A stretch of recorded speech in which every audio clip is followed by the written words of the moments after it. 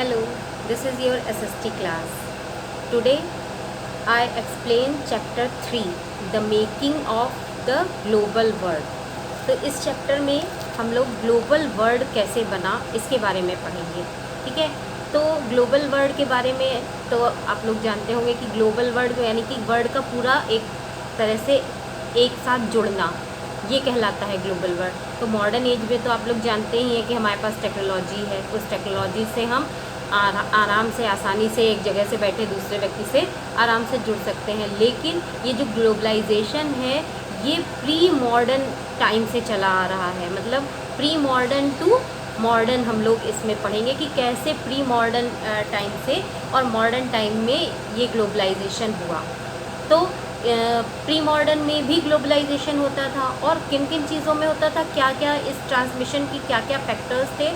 4 कौन कौन से। ट्रेड, ये तो आप जानते ही हैं कि ट्रेडिंग होती थी स्टार्टिंग से ही, कब से, एंशियंट पीरियड से, कि आप लोगों ने लोथल या इंडस वैली सिविलाइजेशन में पढ़ा हुआ है कि बहुत सारे ऐसे एविडेंसेस मिले जिससे पता चलता है कि वहाँ के लोग या वहाँ के जो ट्रेडर्स थे वो मेसोपोटामिया या अरब के देशों में जाया करते थे। तो यानी कि ग्लोबलाइजेशन अभी से नहीं हो रहा है, प्री मॉडर्न टाइम से हो रहा है। ठीक है, तो ट्रेड के लिए होता था। दूसरी चीज़ फूड भी ट्रेवल करता था। इस चैप्टर में आप फूड का भी पढ़ेंगे कि फूड किस तरह से ट्रेवल करता था। उसके अलावा डिजीज़ेस किस तरह से जाती थी, तो वो तो आप लोग इस टाइम पीरियड में बहुत अच्छे से जान चुके हैं कि डिजीज़ेस कैसे एक कंट्री से दूसरी कंट्री पहुंचती है, क्योंकि कोरोना वायरस के चक्कर में आप लोग इस चीज़ को बहुत अच्छे से समझ गए कि किस तरह से चाइना से निकलने वाला ये जो वायरस था पूरे वर्ल्ड में हर एक कंट्री में पहुंचा। तो कैसे पहुंचा, क्या चाइनीज़ लोग वहाँ गए? ऐसा नहीं हुआ। वो एक की बॉडी से दूसरे की बॉडी, दूसरे की बॉडी से तीसरे की बॉडी में उसका फैलाव होता गया, और जिसकी वजह से ये जो डिज़ीज़ थी पूरे वर्ल्ड में इसका ग्लोबलाइजेशन हो गया। उसके अलावा टेक्नोलॉजी तो बहुत ही आप लोग जानते हैं कि वो तो छुपाए छुपती नहीं कि एक जगह से दूसरी जगह किस तरह से ट्रैवल की होगी। तो इस चैप्टर में आप लोग इन 4 फैक्टर्स को ही पढ़ेंगे कि ये 4 फैक्टर्स किस तरह से इनका ग्लोबलाइजेशन हुआ और पूरा वर्ल्ड एक दूसरे से जुड़ा।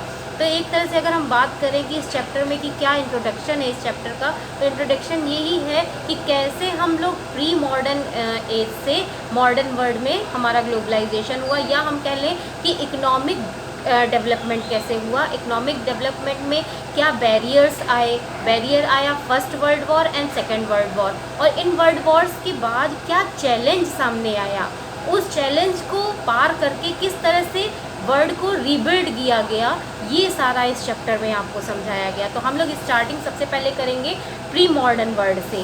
प्री मॉडर्न वर्ल्ड में तो फर्स्ट ऑफ ऑल हम लोग क्या पढ़ेंगे, द प्री मॉडर्न वर्ल्ड, कि प्री मॉडर्न वर्ल्ड में किस तरह से ग्लोबलाइजेशन होता था। तो सबसे पहले हम लोग ये जान लें कि मैंने आपको बताया ही कि globalisation not a new phenomena, मतलब ये नया नहीं है, कुछ पुराने टाइम से होता चला आ रहा है। From ancient times travellers, traders and priest travelled. सबसे पहले कौन ट्रेवल करते थे? ट्रेवलर्स होते थे जो घूमने फिरने के शौकीन लोग होते थे। उसके अलावा ट्रेडर्स अपनी ट्रेडिंग के लिए, और जो प्रीस्ट लोग होते थे अपने रिलीजियस वैल्यूज़ को, अपने रिलीजियस टीचिंग्स को लोगों तक पहुंचाने के लिए ट्रेवल करते थे।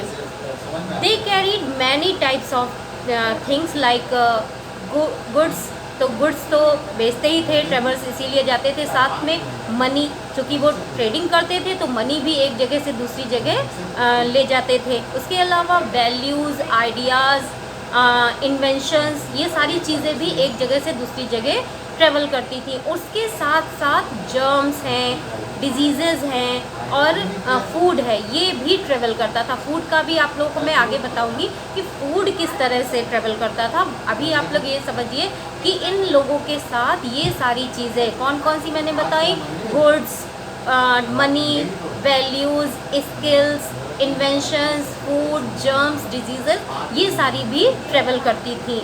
और इनके हमें साक्ष्य भी मिले हैं, जैसे इंडस वैली सिविलाइजेशन में भी हिस्टोरियंस ने इसको ट्रेस किया है।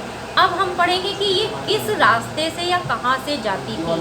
तो आपने सिल्क रूट पढ़ा होगा, सिल्क रूट के बारे में आप लोग जानते होंगे कि सिल्क रूट क्या होता है। सिल्क रूट ऐसा नहीं है कि रूट पे सिल्क बिछी रहती थी उसको सिल्क रूट बोलते थे, ऐसा नहीं था। Silk route links the world, silk route जो थी पूरे वर्ल्ड को जोड़ता था। कैसे जोड़ता था?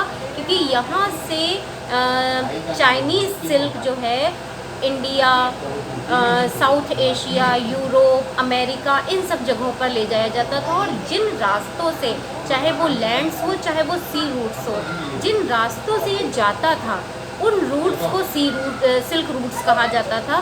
क्यों सिल्क? क्योंकि सबसे पहले चाइनीज़ सिल्क इन रास्तों से जाता था, इसलिए उसका नाम सिल्क रूट पड़ा था। बाकी वहाँ सिल्क नहीं बिछी रहती थी।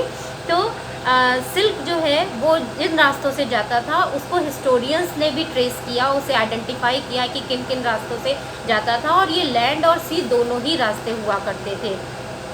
इसके अलावा ज़रूरी नहीं है कि सिल्क रूट है तो अब सिल्क ही जाएगा और कुछ नहीं जाएगा। सबसे पहले सिल्क जाता था, लेकिन बाद में उस रास्ते से पोट्रीज़ और स्पाइसेस, टेक्सटाइल्स और बहुत सारी चीज़ें, मैनी मोर, बहुत सारी चीज़ें वहाँ से ले जाई जाने लगी, लेकिन उसका नाम चेंज नहीं हुआ, उसे सिल्क रूट ही बोला जाता रहा। और इससे ना केवल ट्रेडर्स जाते थे, बल्कि इससे ट्रेड के साथ कल्चर भी एक्सचेंज होता था, हैंड इन हैंड। मतलब साथ ही साथ जैसे जैसे सामान एक्सचेंज होता था वैसे वैसे कल्चर भी एक्सचेंज हो रहा था पूरे वर्ल्ड में।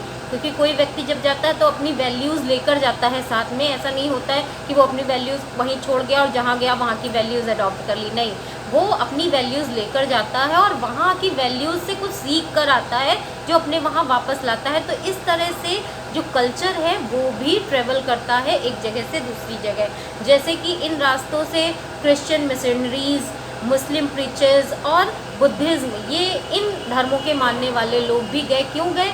उनको ट्रेडिंग नहीं करनी थी, उनको अपना धर्म नहीं बेचना था, उन्हें लोगों तक अपने धर्म को फैलाना था, स्प्रेड करना था अपने धर्म को, और उसकी टीचिंग्स लोगों तक पहुंचानी थी। अब देखिए आगे फूड ट्रेवलर्स, फूड कैसे ट्रैवल किया। अब फूड के बारे में आप लोग अभी के उसमें तो जानते हैं कि हम कहीं पर भी जाएंगे तो हमें खाने की चीज़ें, खाने पीने की चीज़ें आसानी से मिल जाएंगी, कि वहाँ रेस्टोरेंट्स होंगी या शॉप्स होंगी जहाँ पर आप खाने की चीज़ें ले सकते हो। उसके अलावा बहुत सी ऐसी चीज़ें हैं जो पैकेट के रूप में मिलती हैं। अगर आप खुला खाना नहीं भी लेना चाहते हो तो भी पैकेट्स लेकर उनको खा के आप अपनी भूख मिटा लोगे। तो आपको पता है कि हम जहाँ भी जाएंगे तो हमें उसे कैरी करने की ज़रूरत नहीं। लेकिन पहले के ज़माने में ऐसा नहीं होता था। पहले के ज़माने में इतनी शॉप्स और इतना डेवलप टाइम नहीं था कि इतनी शॉप्स और या खाने का सामान मिले। तो जो ट्रेवलर्स जाते थे वो अपने साथ फूड को भी ले जाते थे, और इसी से न्यू क्रॉप्स इंट्रोड्यूस हुई अदर कंट्रीज़ में। Traders and travellers introduce new crops to the land they travel, मतलब जहाँ पर वो ट्रेवल करते थे वहाँ पर न्यू क्रॉप्स पहुँची। कैसे? जैसे कि नूडल्स आप लोग जानते हैं कि चाइनीज़ है, लेकिन स्पेगेटी क्या है? स्पेगेटी क्या है? ये भी एक नूडल का फॉर्म है, और ये वेस्टर्न पार्ट्स में, वर्ल्ड के वेस्टर्न पार्ट्स में पाया जाता है। जैसे कि आप पास्ता को जानते हैं कि इटालियन फूड है, लेकिन इसका सबसे स्टार्टिंग इसकी कहाँ से हुई थी? अरब ट्रेडर्स के द्वारा हुई थी, और 5th सेंचुरी में ये इटली पहुँचा और फिर वहाँ से को और कंट्रीज़ में ले जाया गया, जिसकी वजह से ये इटालियन फूड के रूप में हमारे सामने आया। इसके अलावा जब